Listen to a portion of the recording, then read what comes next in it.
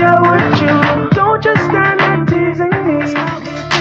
Welcome back to Rubbin'Minds. Now, there's something that a lot of Nigerians are constantly talking about, and that's the price of food. You go to the market, and today the cost of a pint of tomatoes is maybe 5,000. Next day you go and it's 15,000 and it's 20,000. It keeps fluctuating, and most times it's on the rise.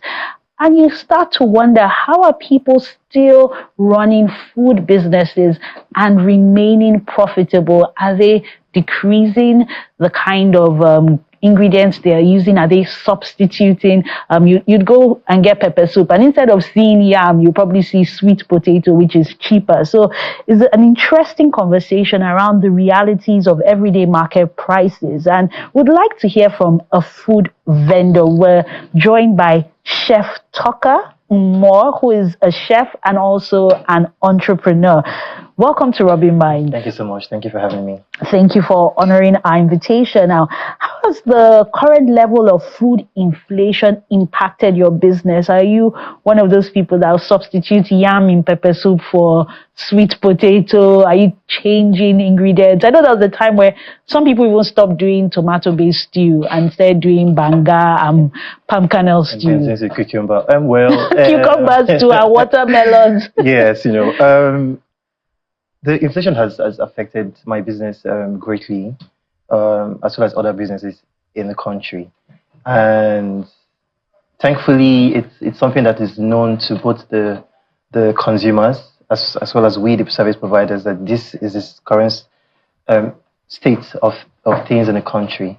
What we now have to do is, become creative with how we offer things on the menu, and letting them know what the expectations can be in terms of pricing, in terms of expectation, in terms of quality of produce in their food, and also switching up menus occasionally, to capture what is readily available at a much lower cost in the country.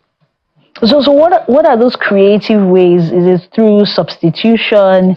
How are you able to still source your produce? Are you having to, I believe it's the first lady who said we should all start growing things in our backyard. Yes. Have you started doing that as a way to combat food inflation? Well, no, but we have locally, we have vendors who supply us with local produce.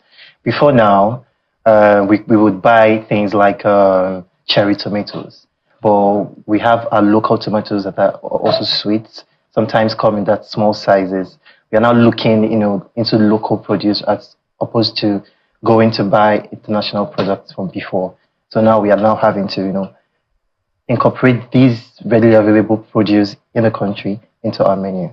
And how is your audience reacting, your customers? How are they reacting to this localization of your menu? Well, thankfully for myself, my clients know me to be an Afrofusion person.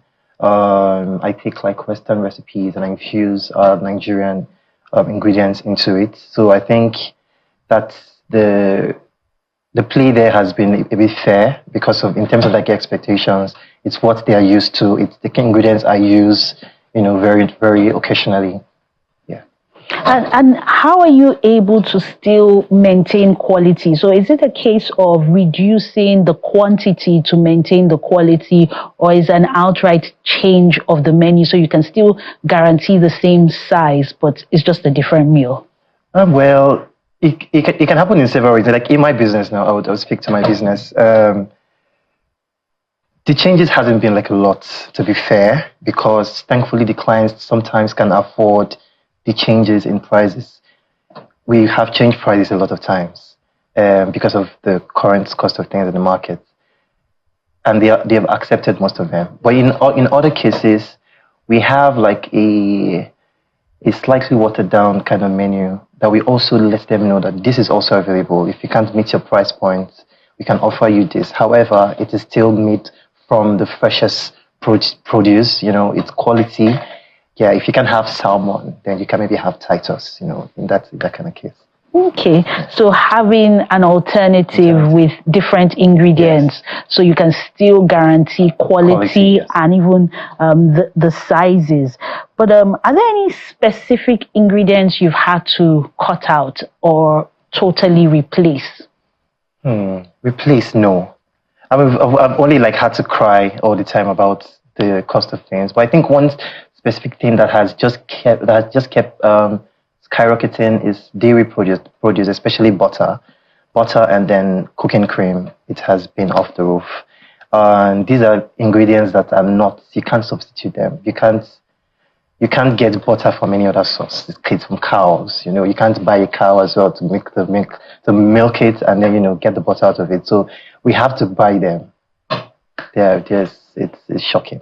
It's interesting you say that, because I remember seeing a video online and saying that the cooking cream was 17,000, and people are now using powdered milk with water and flour to thicken it. But obviously, it can't give you the same consistency and taste. In terms of the fat content that helps, give sauces their body or help things to coagulate better. Like I'm speaking to the components of a machine produced cooking cream now. I mean, it will have the same mouthfeel, slightly same mouthfeel. However, they're incomparable. So just a lot of crying and passing that burden to the customers in how much they're paying. What about things like tomatoes, for example? Do you use that? Because a lot of times you go online and it's the cost of tomatoes, tatashe, rodo, things that we used to do stew, and that's why people are now coming up with cucumber stew. Have you experimented with cucumbers? No. Interestingly, I've not had to do that. Yes, I mean, for like stews in the Nigerian culinary world, stews are made from tomatoes, and I believe they should be kept that way. They should be made from tomatoes. I think prices in tomatoes have dropped just slightly over the past 2 weeks from our last purchase for the company. So I think it's a price that has just been going up and down. However, I think it's affordable in terms of you could get the size, the pocket size you can get. Well, everybody can afford to buy tomatoes, so we've not had to, cut that out from our menu at all. What about things like eggs? Because we've seen that skyrocket, and just like dairy, it hasn't really come down. It hasn't. For eggs as well, what we have to do now is partner with large farms that can make supplies to us. If you're buying certain quantities, you get certain discounts. That's how we've had to survive, because buying it in smaller units, you are going to be spending the child's school fees buying eggs. Yeah. What would you say is that one cost of produce that shocked you the most during this whole period? I think we've just talked about it. It's butter. If my colleagues are watching this, I'm sure they know. We cry all the time about it. With butter, it's such an integral part of pastry making. Because I was originally a pastry chef. You can't do without butter. It's used in cakes. It's used in buttercream. All of these things, and then you can't cut it out. You just have to make those purchases. Some would actually substitute for margarine, which won't give you the same effect. And is there an opportunity for local manufacturers to go into making butter? Because a lot of the high quality butter is imported into the country. Yes, I believe we can. If livestock can be put aside for the purpose of creating butter. I mean, we have that in the north. If companies can begin to look into that, I'm sure it would cut down the prices. Well, until then, we have to deal with inflation from importation. And for now, what will you say are the best produce to buy for the people who are watching that are in season and at the best cost? In terms of? Produce. Okay. So someone is watching and is thinking, okay, I shouldn't buy avocados now because they're out of season and they're charging maybe 2,000 naira for one avocado or 1,500. So what are those things in season that you can still get at a good cost? Like fresh produce, but in season. I think tomatoes are coming back. So compared to the past couple of weeks or months, people have not been crying about those things. I would advise you go to Mile 12 markets. There are very good vendors there who would sell to you. Potatoes as well are coming back as well. Onions too are coming back. So things like those. Okay. Now, to your craft, being an entrepreneur and a chef, how important has social media been to your journey? There's a popular advert that says the phone eats before we eat, because once you go and get a nice meal, whether it's made in your home by a chef or at a restaurant, the first thing you do is bring out your phone and you record before you actually eat the food. Yes. Social media has played the biggest role. In terms of putting my work out there, in terms of advertisements, it's literally like a catalog. People come on social media and see things I have done in the past. So it has been it has played the most vital role, apart from the back end work, the kitchen. Social media shows people what we are up to every other minute. So yes, it's very integral.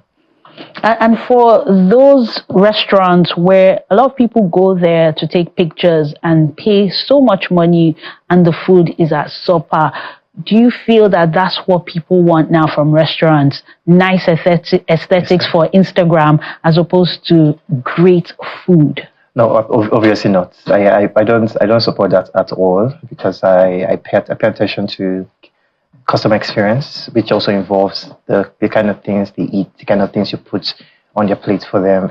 I feel like restaurants need to do better. If you're watching this, you should probably do better. It's something that requires a bit of meticulous thinking. Hiring the right staff, ensuring you have the right people behind the kitchen, behind the stove, cooking these meals for your guests. Because I dine out as well. Apart from being a chef, I go out to have food. Like on a Sunday, have brunch with friends. I have high expectations, and I expect that they are met because I'm spending money. Okay, yeah. Thank you very much, Chef Toka Umo, chef and entrepreneur, so for joining us on Rubbin'Minds. Thank you so much.